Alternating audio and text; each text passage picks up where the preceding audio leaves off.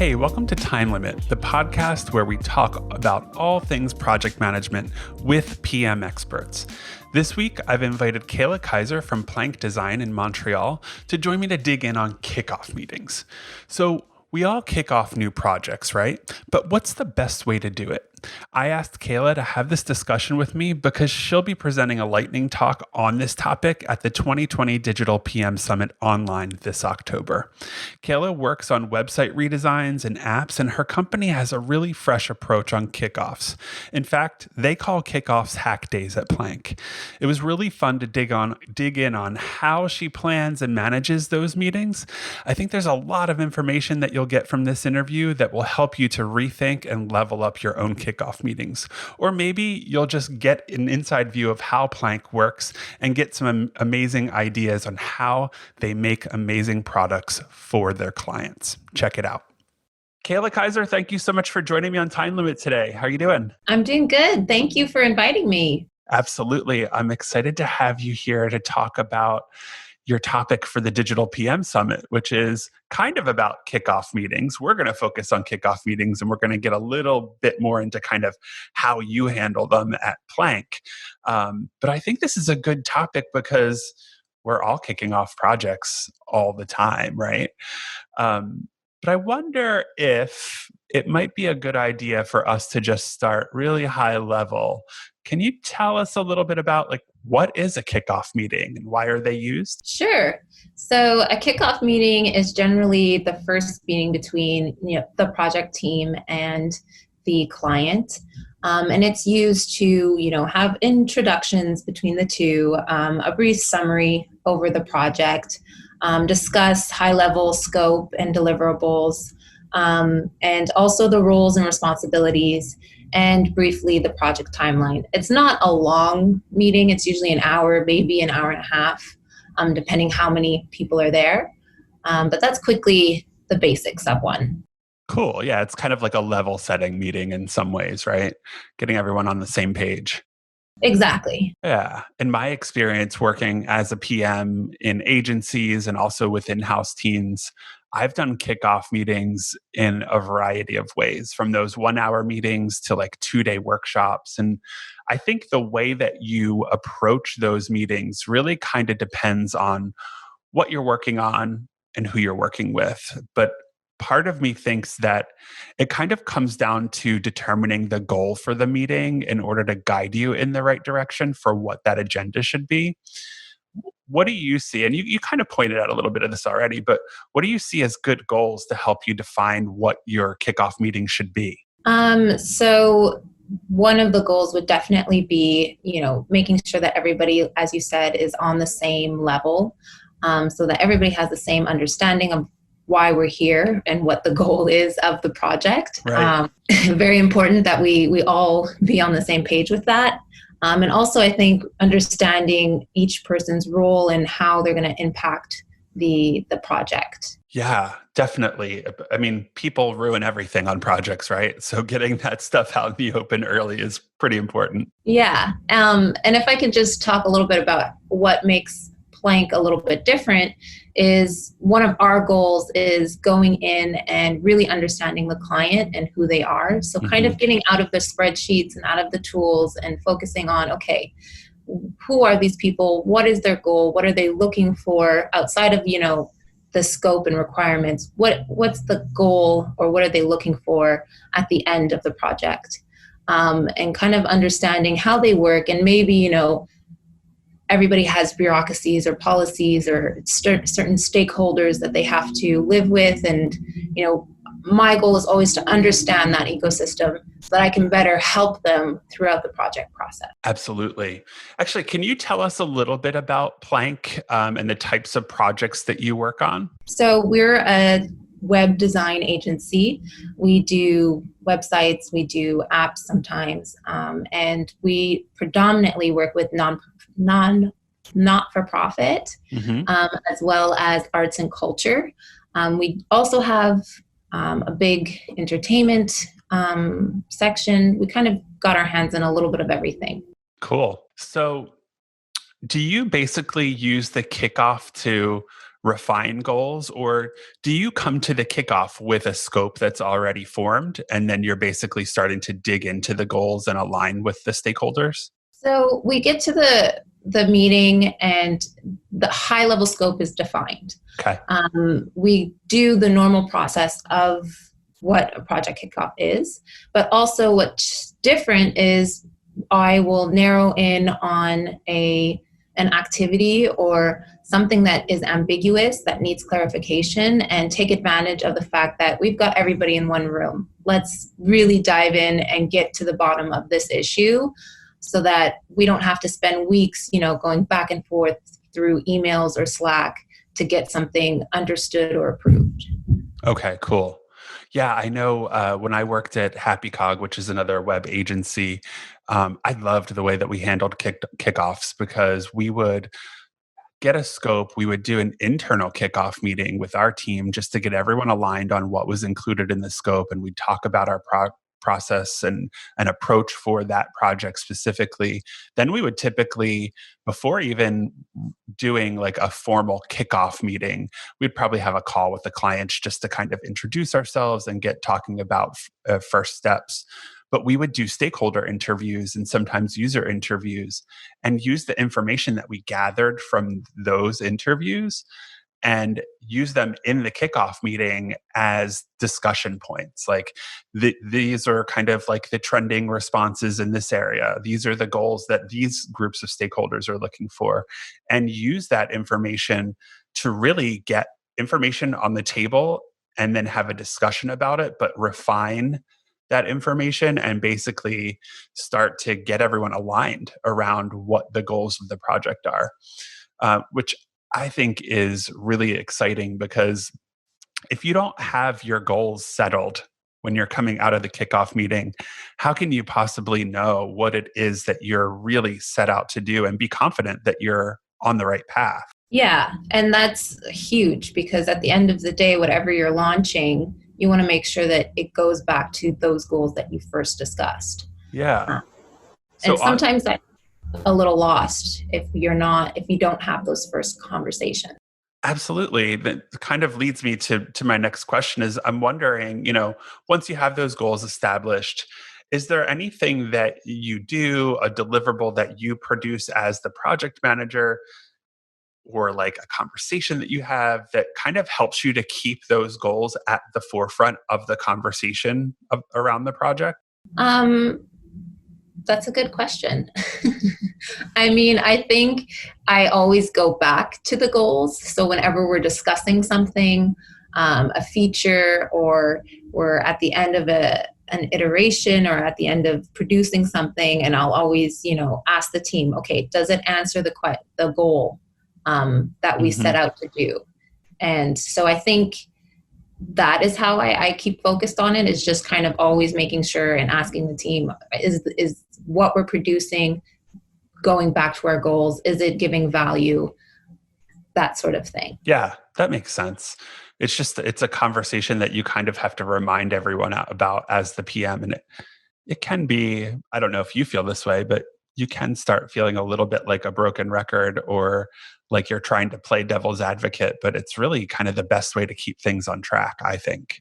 Yeah, for sure. And I mean, that's part of what the project manager's role is to, keep the project team focused and making sure that we're all aligned on what we're doing, right? And it's very easy sometimes to kind of go down a rabbit hole when you're building something. Right. And forget, the original goal or the original scope. So, right. Like you said, it is a little bit of a broken record, but if not, then things can derail easily. Yeah, it's necessary. Well, let's talk for a couple minutes about planning a kickoff, because I'm sure there are plenty of folks out there who want some new ideas or want to even just do it for the first time. I'm curious, are you the person in your agency who's responsible for planning the kickoff? So I would say I am responsible for planning the kickoff. Depending on what we've decided the goals of the kickoff are going to be, I'll usually have a designer And if we're talking about technical plans, I'll make sure that, our senior developer or developer is in the room with us as well. And so when I go into planning, I do make sure that they're part of that process and that they know, okay, at this point in the day, this is when I'm going to, ask my questions and be able to, talk a bit about my role here in the project. I think it's important to highlight that our kickoff usually lasts a whole day if we're doing it in person. Cool. So it's really important that, we're all aligned and we have an agenda for the day and it's broken down and it's clear for everyone. Yeah.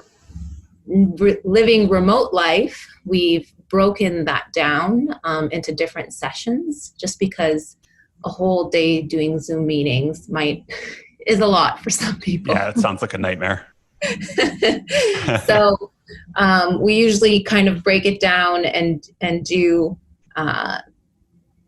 in the hack day, we focus in on 1 to 2 activities, and doing that remotely, we just kind of break it up into different sessions, but we do it all within the same week. So it's a pretty heavy week. It's a pretty heavy day, but it's, every day there's an activity and something that needs to be discussed and zoomed in on. Well, it's cool to hear that you're finding alternative ways to get the work done in a kickoff that you would do in person, and you're able to do it remotely. That's really important. I'm wondering, what types of kind of activities or exercises are you doing? You don't have to tell us all, but just generally, like, what kind of stuff are you doing? So we do a lot of redesigns. So we're taking websites that haven't been touched over 10 years and kind of refreshing them. So there's a lot of content restructuring that needs to happen, kind of sitemap things that have to be discussed. And so I usually like to start with that. And it's a great discussion piece, and everybody, especially if there's a website that has to show different departments, everybody wants to be front and center. So kind of discussing the sitemap and getting all of the stakeholders' opinions all at once and making those concrete decisions. This needs to go there. This is more important. We're going to put this, maybe at the footer just because it's not as important as we thought it might be. So those are the kinds of activities that I'm doing, sitemap, either a content map, sometimes an empathy map. It really depends on, what problem or issue needs to be clarified. Okay. Yeah, that absolutely makes sense. It's kind of what I was getting at earlier too. It's like, we would have those conversations with stakeholders, and we would kind of form conversations around areas where there was clarity needed for our team, or alignment needed, or even just where there were general questions around scope or focus or goals. So there's so many different exercises and things that you can do that I think can align stakeholders or clients to a team and actually have a little fun doing it. Like, I think the thing that we're probably not communicating about that kind of like kickoff process is they're collaborative and they're fun. It's less of a meeting and more of a workshop, right? Especially if you're doing a full day. Yeah, and that's what's great about the full day, is because we're all in one room, and usually there's whiteboards and there's a TV. We can connect and share screens. We can go up on the board and write out all of our ideas and kind of put everything together collaboratively, everyone, in the room. That's definitely been a little bit more challenging being remote, but thank goodness we have, online whiteboards, and it's still, at the end of the day, it's the discussions that matter. Right. Definitely. So I mentioned doing stakeholder interviews prior to a kickoff. What are the things that you need to know before planning a kickoff meeting or before walking into a room for a meeting? So there is a lot of planning, as I'm sure you're familiar with. I make sure that the team that is going to be with me has reviewed the RFP, has reviewed the proposal, has already taken a look at the website, or has taken a look at the requirements or the technical requirements. And there's, making sure that they're well versed on everything we know so far about the client. So that kind of can take a couple of days. And also, it's not just the team that I prepare. We have like a package that we do give to the client, and we ask them, can you make sure to bring any relevant documents to the meeting so that we can have meaningful discussions around what you need to know from us as well. Cool. Yeah, so you're giving everyone fair amount of time to prepare themselves to show up and make the meeting a success. Exactly. Do you think that typically everyone who's in the room has a really good sense for the scope of the project when you walk into a kickoff? Usually, yes. Okay. I like to reiterate, but usually everyone has a good idea. Prior to, I always ask, the client, invite the stakeholders that are going to be the most impactful. Mm-hmm. But I'm also aware sometimes we need to have a hack day that is more of a brainstorming session and gives the stakeholders a chance to give and share their ideas. So I also may ask the client, what type of workshop are they looking to get out of this? Is this a workshop where we're really going to concretely say these are the things that we're doing, or do you need to do a little bit more of everybody in a room brainstorming together so that everyone feels heard, and then from there decide what we can do? I think like that. So yeah, you're basically taking their kind of personal preferences into account and not kind of like forcing this highly interactive, fun workshop on them if that's not their style. yeah, and also, I've come across clients who have a lot of stakeholders, and at the end of the day, there might be two really important people who are making the decisions, but they still want to make sure that every department or every person is heard. So I think it's important to give that a chance as well, because you want the project not to just correspond to one or two people in the organization. You want it to be a success for the organization as well. Yeah. I remember I did a kickoff meeting, and it was 2 full days of a workshop for a museum. And we had a kind of like revolving door of stakeholders coming in, and it was 60 people total. So it was this Oh my God. giant workshop with almost our whole agency and all of the leadership from and content kind of development from across the museum, which was really cool. And it was a great way for us to, I mean, there was a lot of preparation going into that meeting, and a lot of interviews and a lot of presentation for us. But it was a Mhm. great way to get everyone aligned, to get everyone informed about what the project was going to be, what the goals were going to be, how it was going to work, how they were going to interact with it, and also a chance to sit down and do some brainstorming together. And the reason I thought of this is because you mentioned kind of like not everyone kind of wanted to work the same way, and I definitely remember some folks in those meetings just like putting their pencil down and saying, this is just not for me. Right. And as the PM, that kind of freaks you out a little bit, right? Because you don't want to see somebody disengage from your project so early. Right. But at the same time, like you have to let everyone just have their space, and at least don't let them leave the room, but at least witness what's happening and be a part of the conversation. Yeah. And it's also a moment to, you know, understand who's on board, who's not on board right away, instead of, getting halfway through a project and a stakeholder pops up and is like, wait a second, this Right. wasn't what I was thinking. Yeah, you can basically pick out the difficult people on the spot in the kickoff meeting if you're doing your job of like just observing, right? Exactly. And I think, going back to my original goal is understanding how everybody is working and what their goals are, and kind of getting away from the spreadsheet stuff and really focusing in on the personalities involved and the what their expectations are. Absolutely. So, to you, what makes a kickoff meeting successful? So hopefully, these are two teams, they've never met or they've had preliminary conversations prior to.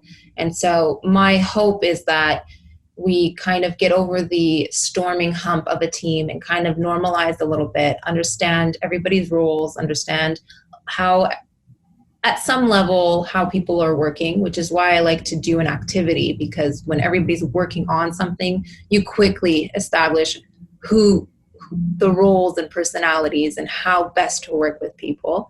And also, I always try to have some sort of takeaway, either a site map or a content map or technical plans, or outlining the requirements, detailed, just making sure we go or end the day or end the week with something tangible. That makes sense. And I'm sure that makes clients really happy too, to know that they worked with you toward producing something that will be used and is central to the project. That's a really good goal to have. Are there any challenges or issues that you've experienced that you think that people should, consider as they're kind of looking at their kickoff process or even planning a kickoff meeting? That's a great question. I think one of the things that I've experienced as challenging is when stakeholders may not have a full concept. So they have an idea, this is what they want to do, but it's not 100% clear what kind of content it's going to be, or like we can build it, but the bread and money hasn't really been fleshed out. So that, I would say, is definitely a challenge. And sometimes we have these preliminary kickoffs and we're discussing something that's still so high level.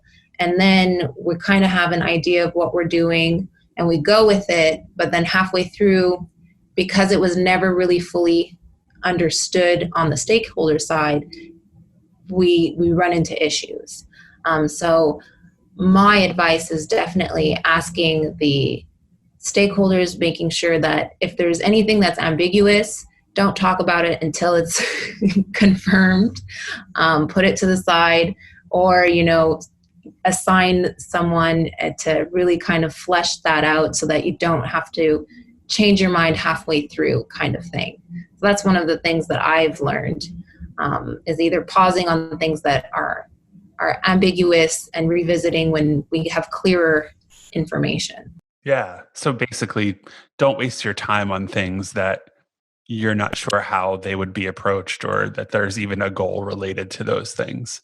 Like Exactly. focus on what you can execute on in the kickoff meeting. Exactly. So how do you document what's been done in your kickoff? So if you're doing a mixture of presentations and exercises, like is there, you mentioned a deliverable like a site map that might come out of the meeting. Are there also meeting notes or action items or things that come out of that meeting as well? So there's definitely meeting notes. I always have an agenda, so I send the agenda, and I also have it there so people can put notes on the agenda if they need to. We also work with Trello, so I always, for each of our sessions or for the hack day, I'll have a card specifically for that, where we can put our notes, where we can put all of the assets or any kind of tangible item. We can all put it in that one card, and that's how we document. Cool. You keep saying hack day, and I'm just assuming that you call your kickoff meetings hack days at Plank. Is that right? Yeah. Okay. Yes. Sorry. No, it's totally fine. It's cool to kind of brand them on your own and kind of make them your own experience. And I would encourage anyone who's listening to do the same thing, because then I think it makes it feel like more of a unique experience that your team and your stakeholders can kind of bond over and talk about. Because at the end of the day, the kickoff meeting should be informative, but also fun and enjoyable. And calling it a hack day just kind of points you in that direction, I think. No, definitely. I agree. I mean, I traditionally, if possible, we've even tried to, mock things up quickly or code something quickly. So that's why we kind of went with the hack day-esque term, so that to kind of speak to that. Cool. So I'm curious about, we talked at the very beginning a little bit about kind of how the meeting helps you to set expectations. I'm wondering how you do that as it relates to process and communications in the kickoff. Like, do you make a presentation? Are there slides? Is there a discussion that you have in the kickoff meeting about those things? So the kickoff meeting, I really focus in on like the goals and the scope and deliverables and role and responsibilities. Usually I'll have a separate meeting with the key person on the client side, and I will go through the process with them. And so I'll take that time to speak to that person and lay out how we're going to communicate, if it's going to be, Slack, email, phone calls, talk, run them through Trello. Also, I'll walk them through the process of, okay, we're going to be doing the kickoff meeting. We're going to be doing a design phase. We're going to be doing the development phase, and really going through the full process with them so that they can own it. And then, on their team, they can inform whoever needs to be informed of the process. Because I've realized that not all stakeholders in the kickoff will be a part of the whole entire project process. They're there to give their opinions, or they're there at key moments through the process, but they don't want to be bogged down with all of the project process. So that's kind of why I take that part and sit down with the individual specifically, so that they can make sure they're the most important person to understand the process, and they can, inform who they need to on their end. Yeah, I really like that approach. I think it's really important, especially when you're working as an agency with a client. It's important that the client have one key point of contact, one person who is responsible for almost managing the client side of the relationship and the project. Because if you don't have that person, things will fall apart really easily and communications will get really tricky. I've been in that scenario and it's not fun. Agreed. Or when you're trying to coordinate with, several people on their end, no, it thank becomes you. a little bit hairy. Yes, totally. Doable, but messy. Doable, but a real pain. And you end up spending so much more time in the project that's not really necessary. And you're like wasting time on and hours on scheduling. And who wants to do that? Like that's no fun. And I think also a lot of the time the client doesn't realize that there's certain conversations that they can have without us, and then come back and be like, okay, these decisions have been made. We're good. We don't need to, dwell and debate. Right. Yeah. Your job as the PM isn't necessarily to wrangle all of their opinions and determine what a decision is. Like, you'd rather have them make a decision and come back to you so your team can make progress. Yeah. I mean, I think we're there to provide insights and to provide strategy and best practices and help guide whatever decision needs to be made. Mm-hmm. But at the end of the day, it is, their project. It is their site. They have to live with it. So Absolutely. There are decisions that they need to make, and that, we can help, but they have to own. Yep. Okay. So I'm coming up on our last question, and I've been asking a question that's kind of tied to the theme of the show, which is time limit. So it's kind of like nodding to the fact that, we're all busy. We're all trying to get our best work done with limited time and limited resources. I'm sure that you've been there as a PM. I certainly have. I'm not sure if you've been in a situation where projects get rushed, like I've been in client project situations where the deadline is so tight and we just have to skip the kickoff, or the kickoff gets cut shorter than we're used to. And you're kind of like wondering if you're missing out on something, but you don't have time to think about it. I'm wondering, in that case, if things have to get cut short, are there things that you'd recommend a PM must definitely discuss and document to make sure that things are on the right track as they move into execution? Yeah, I think expectations and goals and scope and deliverables definitely need to be discussed. I can say that even on rush projects, I always try to make time for a kickoff.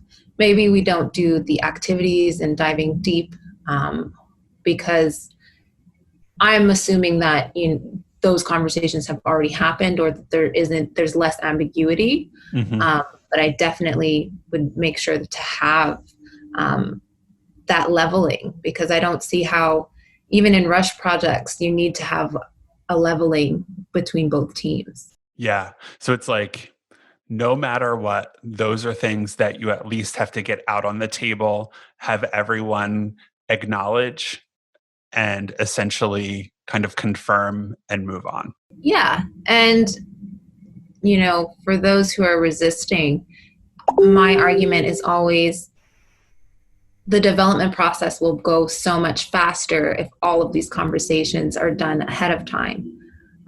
When we're diving in kind of blindly, it leaves a lot of room to make mistakes. Right. Yeah, it all comes down to confidence, right? I mean, knowing that stuff makes you confident in the fact that you'll deliver something that will be a good solution and the project will be successful. Yeah. Awesome. Totally. Well, this has been really great. I think we've definitely covered kickoffs in depth. Sounds like you've got tons of experience on them, and it would be fun to sit in on one of those kickoff meetings someday. Who knows?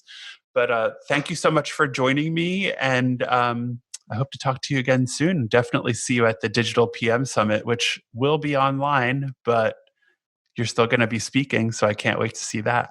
Yeah, no, I'm excited to speak, and I'm excited to be a part of the digital online process. Thanks so much, Kayla. Thank you. Okay, that was a fun interview. I love sharing and comparing processes and stories the way that we did. I hope you came away with a new idea or a tactic to implement with your team, or maybe even a question to follow up. Feel free to reach out to me if that's the case. If you want to learn more about kickoffs and other tactics surrounding setting and managing expectations, you should also check out our free online classes at teamgant.com.